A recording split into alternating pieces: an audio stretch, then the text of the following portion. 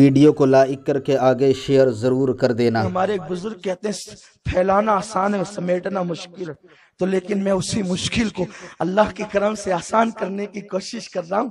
तो आप हुजूर अलैहिस्सलाम की नात लिखना कोई मुश्किल, बहुत आसान बात, बहुत मुश्किल है।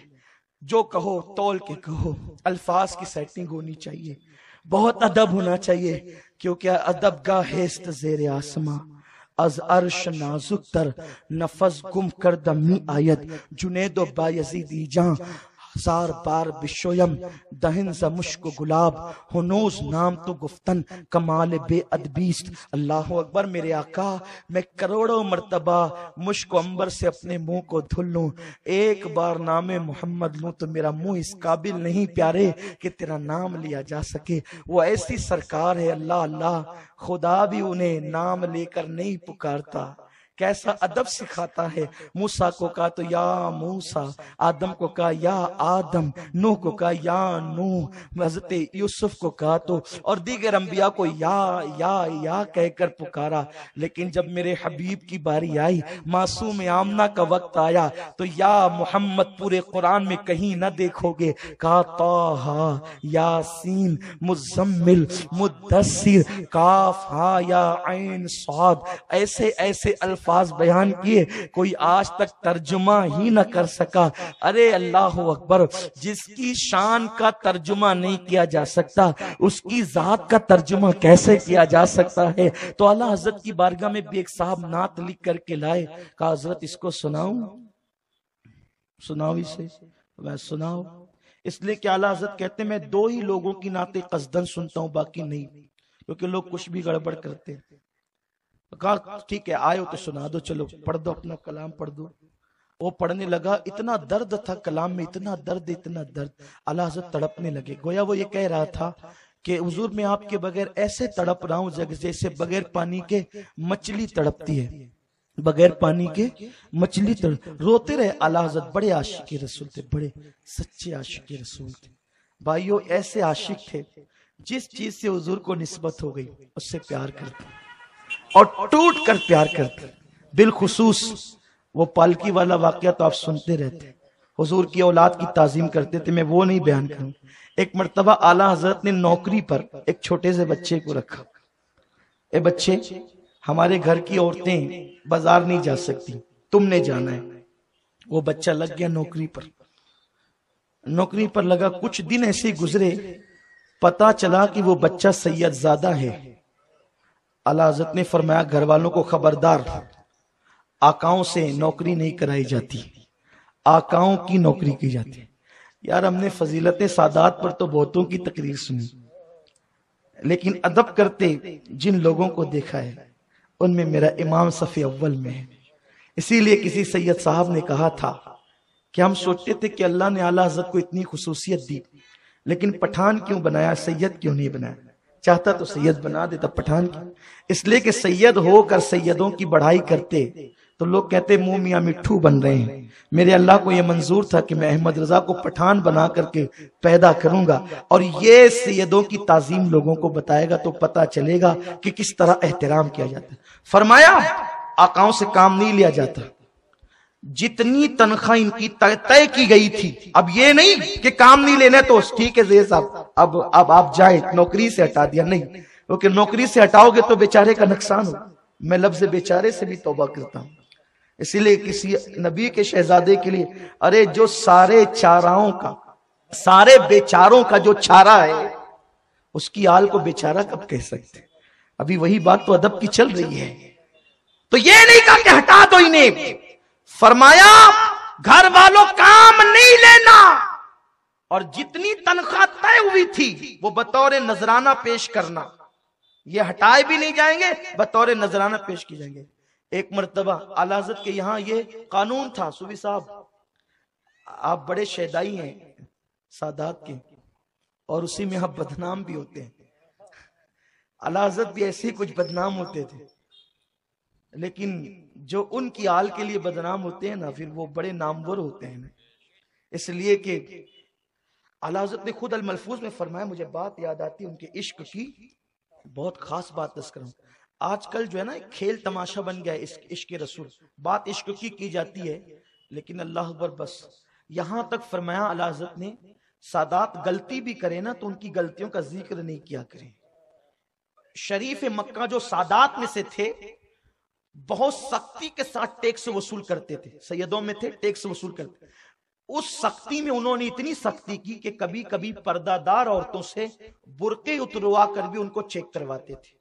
एक बहुत बड़े आलिम साहब हज के लिए गए, उनकी घर की औरतों को जब बुर्के उतार करके चेक करवाया तो वे एकदम गुस्से में लाल पीले हो गए और इतनी बद्दुआएं दी शरीफ मक्का को, सैयद साहब को, कि इसका तो ये हो जाए, उसका तो वो हो जाए, और ऐसा हो जाए, वैसा हो जाए।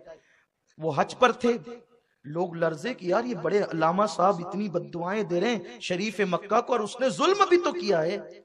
लेकिन उसी रात जब वो सोए तो आला हजरत फरमाते हैं, ख्वाब में हुजूर अलैहिस्सलाम तशरीफ लाए और फरमाया कि मौलवी साहब, बद्दुआ देने के लिए आपको मेरी ही औलाद मिली थी, मेरी आल मिली थी आपको बद्दुआ देने। अगर उससे जुल्म हो गया है, गलती हो गई, इंसान ही तो है, लेकिन तुम बद्दुआ दे हो। आला हज़रत फरमाते हैं ये हाल है उनका जिनके पास रसूल की निस्बतें मौजूद है। इसलिए इमाम अहमद रजा के यहाँ जब महफिलें सजती ना तो सादात को शीरनी डबल दी जाती और जितने लोग आते नजराना भी दुगना दिया जाता।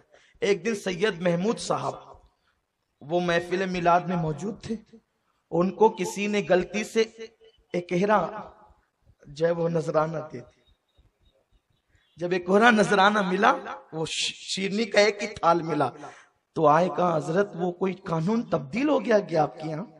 अल्लाह ने कहा क्या हुआ? कहा सैयदों को तो डबल मिलता है, आज एक ही मिला। जलाल में कहा शीरनी आज बांटी किसने? कोई नया आदमी नहीं, बुलाओ उसको, बुलाओ बुलाओ जल्दी बुलाओ। वो आए, कहा क्या किया तुमने? शीरनी कम थी? नहीं। कहीं ने एक क्यों दिया? सादात को तो डबल दिया जाता है ना अपने यहाँ। खबरदार, आज के बाद ये गलती करोगे तो बांटने से महरूम कर दिए जाओगे। जाओ जितने हो सकते हैं सब भरो और ला करके दो, और तुम्हारी सजा ये है, एक दिया ना, अब इनके घर तक जाके थाल पहुंचा के भी आओ। ये इमाम अहमद रजा का इश्क, ऐसे आशिक थे। इस शान से इश्क रसूल का आलम था। एक मर्तबा नाराज होकर के खाना पीना बंद कर दिया, 18 दिन से ज्यादा खाना पीना बंद कर। ये आए मनाए नहीं, ये आए मनाए नहीं, ये आए मनाए नहीं। लोगों ने कहा ये किसी से मानते नहीं, और 18 दिन हो गए भूखे प्यासे रहते रहते, हालत खराब। लोग कहते हैं हजरत बड़ी तकलीफ होगी। कहा कि मेरा काम फतवा लिखना है, मस्जिद रजा में नमाज पढ़ाना है, किसी काम में कोई कोताही हुई, जब कोताही नहीं हुई तो मुझे मजबूर नहीं करना। लोगों ने कहा ये ऐसे नहीं मानेंगे। बरेली शरीफ के एक सैयद साहब को बुलाकर लगा, आप आइए। सैयद साहब आए, आला कहते हैं हजरत मैं अपने घर से दूध लाया हूं आपको पिलाने के लिए, आप पिएंगे? नजरें झुक गई। दूसरों का तो इनकार हो सकता है, आकाओं का इनकार नहीं हो सकता। तो मैं इनकार करूंगा तो मेरे रसूल मुझसे, मेरा महबूब नाराज हो जाए। आपने अपनी पूरी जिंदगी में किसी सैयद का कभी नाम लेकर नहीं पुकारा। एक नए नए मौलवी अब्दुल मजीद साहब पढ़ने के लिए आए थे, तालीम हासिल के लिए आए थे। तो जनाब सैयद अय्यूब अली साहब का बयान है कि एक साहब को जो सैयद थे नाम ले ले करके पुकारा था। वजू खाने पर जब आपने सुना तो कहा कि बुला उसको, ये कौन पुकार रहा है? कहा कि तुम्हें मालूम है आकाओं का नाम लेकर नहीं पुकारा जाता। क्या तुमने कभी मुझे देखा कि मैंने किसी सादात का नाम लेकर पुकारा? कभी मैंने उनका नाम लेकर पुकारा? कभी तुमने देखा? ये इमाम अहले सुन्नत की मोहब्बत अहले बैत थी। रे रावजी क्या अहले बैत की ताजीम करेंगे? जब 14वीं सदी के सादात की मेरे इमाम ने ये ताजीम की है तो मौला हुसैन और मौला अली की ताजीम का आलम क्या होगा, किस तरह वो एहतराम करते होंगे। बल्कि एक मर्तबा यूं हुआ, बात याद आती है, एक मर्तबा यूं हुआ कि आपके मोहल्ले में एक सैयद साहब रहते थे, शराब पीते सादात थे, शराब पीते। आला हजरत ने मिलादुन नबी का जलसा, आप मिलादुन नबी का जलसा रखते थे, उसमें 3-3 4-4 घंटे बयान करते थे, लेकिन 2 जानों बैठ के बयान करते थे। आपने कभी रसूलुल्लाह का जिक्र किया पलती मार कर नहीं किया, या हमारी तरह कुर्सी पे बैठ कर नहीं किया। लोग इमाम अहमद रजा को समझते क्या, वो तो मौलवी साहब थे।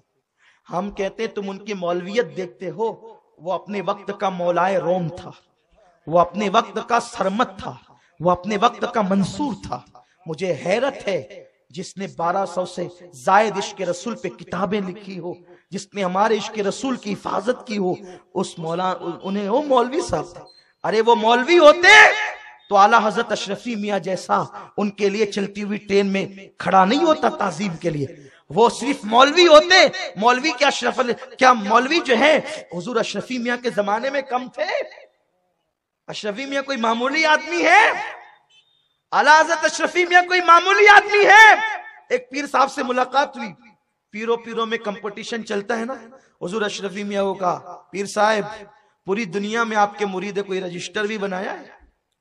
आपने मुस्कुराए, कहा अच्छा आपने बनाया है? कहा रजिस्टर इसलिए बनते हैं कि हमारे इतने हैं होता है, होना भी चाहिए, होना चाहिए, अच्छी बात है, ऑन द रिकॉर्ड होनी चाहिए चीजें, है ना।